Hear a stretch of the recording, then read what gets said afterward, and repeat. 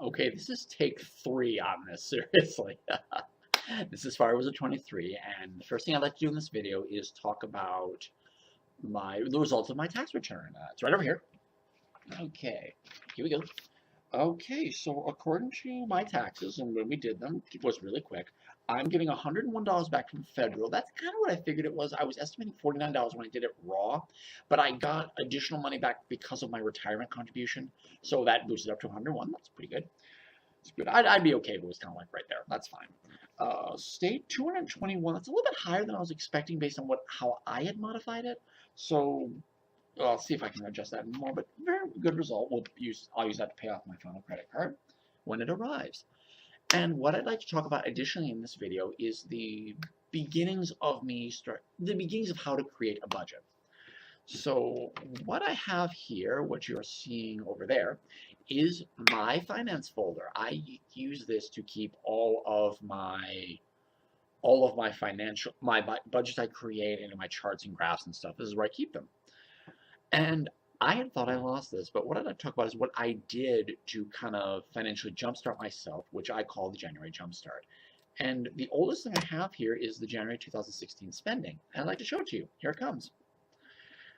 This is a record of every single thing I purchased in January of 2016.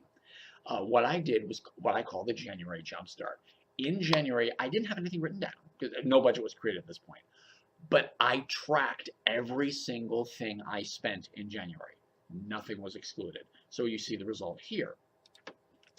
We have when I went to do my laundry, when I went to go get gas at the gas station, when I went to Walmart and Price Shop for food, when I went out to eat at Bazzano's, Auntie Annie's, Stewart's, Wendy's, Ground Round, Little Caesars, Friendly, Subway, when I went to High Peaks Dental for my teeth cleaning, when I went to Jiffy Lube to have my car oil changed. Back when I still had 3 credit cards and I was doing the credit card payments plus my VSAC payment. I'm not sure why that's $642. You'll see why in a minute. That doesn't really make any sense, but that's what I wrote down, so that must be what I did. It might have been the last payment I had to do, but then I actually put the new car I had to get on it. Might have been what happened. I just don't remember at this point. When I had used the telephone at CUPH, when I bought a Powerball ticket, it was like $600 million or something like that. My trip to Lowe's, FYE, Go Games and Toys, the CUPH gift shop, TJ Maxx, the cafeteria at CUPH, going to Staples, money I sent to savings, and my rent. I actually realized after I printed this out and was showing people, like, oh wow, like, it was just how comprehensive it was. I realized I forgot one at Barnes & Noble. There's like a $30 thing at Barnes & Noble that's not here. But when you do this, it gives you a really good idea of what kind of budget categories you want to create. And so what came from that was the very first budget I ever wrote. And that was written a couple months later. I don't honestly remember what I did between that because I don't have any record of it, but here it is in May 2016. This is the first budget I ever wrote. Let's write it over here. So right there is the first budget I did in May 2016. Note, it's a little different than the one you saw before. It's very early on. I don't even have the totals of my payrolls here. But we have my total income. I must have still been a part-time employee at the hospital at this point. But we have my rent, my VSAC payment, my Citi card, my Bank of America card, my savings contributions every week, which was only $20 at that point. And we have my categories. I said $200 for food, $80 for gas, $20 for laundry. I made $100 for an entertainment budget is what I decided, and $10 for snacks at the hospital. And then the rest of that, you see the complex formula going on up here. It would go to my Chase card, which had my car loan, which at that point was $918. So yeah, that's how I made my first budget. That was my very first attempt. And next video, I'm going to actually, I went through this a little bit more quickly than the previous take. I made a second video and I deleted it by accident. I'm so pissed. Let me talk about what happened. When I did this first budget, I went ahead. I didn't have the money at the beginning of the month to fund the budget. I'll explain in a minute how I ended up coming up with that, but I didn't have that at first. So what I did is these just got written down. I must have written them down on paper or something. And as I spent in those respective categories, I simply subtracted from that paper. And the question has to come up, well, if you didn't have the money for the cash for it, then how were you funding the categories? I was actually using a credit card, and I would then pay it off immediately as I had this money. There's a fourth credit card, which is my TJX card that I was using. It would give me the points for TJX stuff as well, but I would just simply pay it off when I got this money by the end of the month, and that, no interest would ever generate, but just to be able to fund the specifically these 5 categories here. And that's how I did it, and I had to keep doing that for quite a few months until I reached a month in which I get paid every other Thursday by the hospital. I ended up having 3 cycles in a month. I think that must have been August. See, now I'm tempted to look at August now, if that's when that happened, because I wasn't a full Dave Ramsey client at this point. Oh God, wow, this is August. Look at what's changed. The budget was going to be $1,700 this month, and these were pure estimations at this point. I wasn't even using the exact numbers from payroll. I now use my exact payroll numbers for all these, so it does the math properly. But you can see how differently the budget has changed. Yeah, let me do that. Let's do the refining. I mean, remember, let's pull up May again. Here's May. This is May. We got the 5 categories. Here's June. Let's take a look at June and see what I did. Do some refining. Yeah, see, we've even refined even at this point. I'm like, okay, wait a minute. Yeah, I don't think gas was even included in the previous budget, was it? So yeah, you learn as you go. You're like, okay, wait, I need to have this category because this is something I do. I now have the grocery budget. Note I kind of reduced it a little bit. We now have a gas budget, which I realized, like, oh, duh, I dropped my car. I probably should have some gas. We have the laundry budget. We have which I extended a little bit. Remember, it was $28. I was estimating $7 a week for that. We have eating out, 7 eating out budgets, CVPH, personal, miscellaneous. So we've really kind of refined this, like, okay, this is kind of what I need to do here. Let's look at July. And like I was saying, I didn't have cash for these budgets until I got into a week where I had a month where I had an additional payment.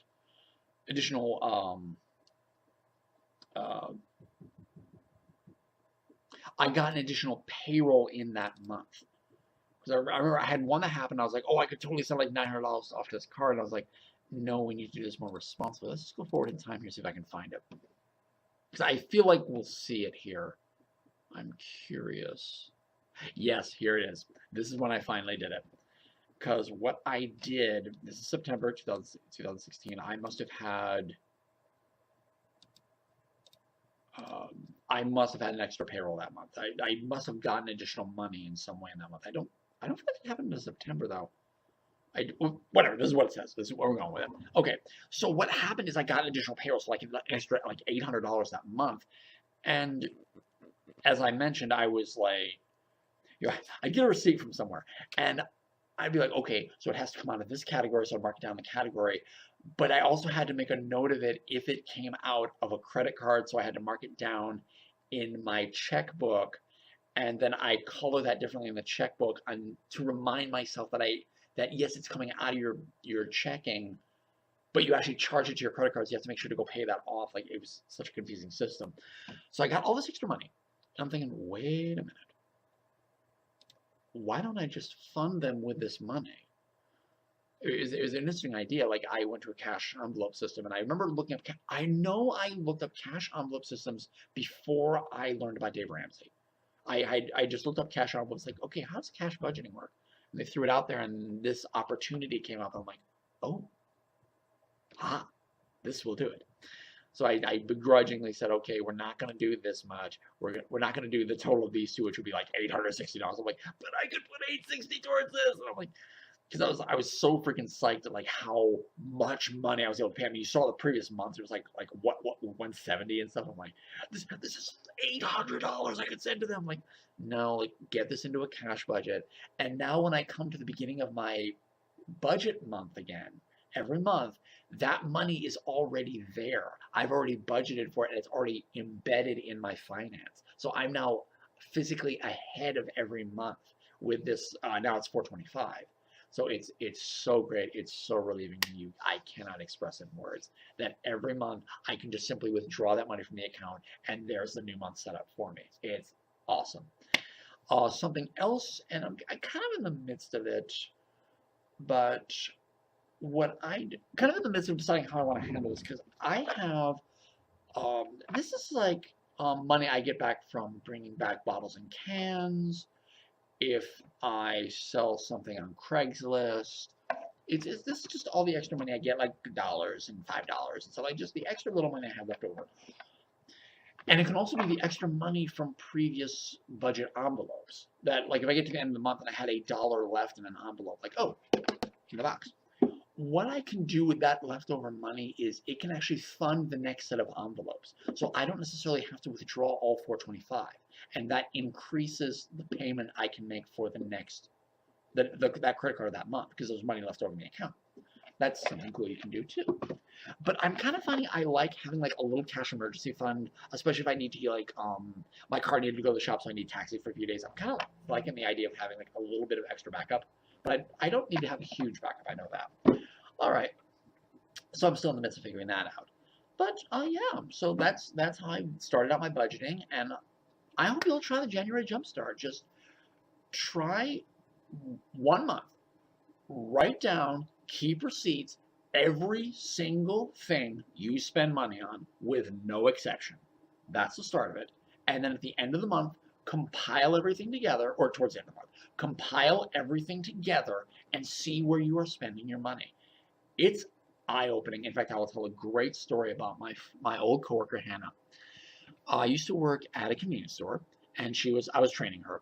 And for those who know convenience store pricing, it's pretty pricey. She would buy every night. She would buy like a drink from the cooler, a frozen meal, a little side dish, every single night. Like every few hours or so, she'd buy like a little thing. And I saw her always put her receipt into her purse and stuff. And like third day, I said, you know, Hannah, you're spending quite a bit of money and stuff. Like, oh no, it's fine. I'm not spending too much. And I'd just done a rough calculation in my head. Like, Hannah, you've spent $71 in the past 3 days. She's like, no, I haven't. You got your receipts? Yeah, bring them out. Did a quick little calculation. $93 she spent in 3 days. She was a part-time employee at the store. She was flabbergasted. It is worth sitting down and looking at these numbers. It's very eye-opening. So, this is Firewizard23. I hope you found this video informative. Take care and bye-bye for now, everybody.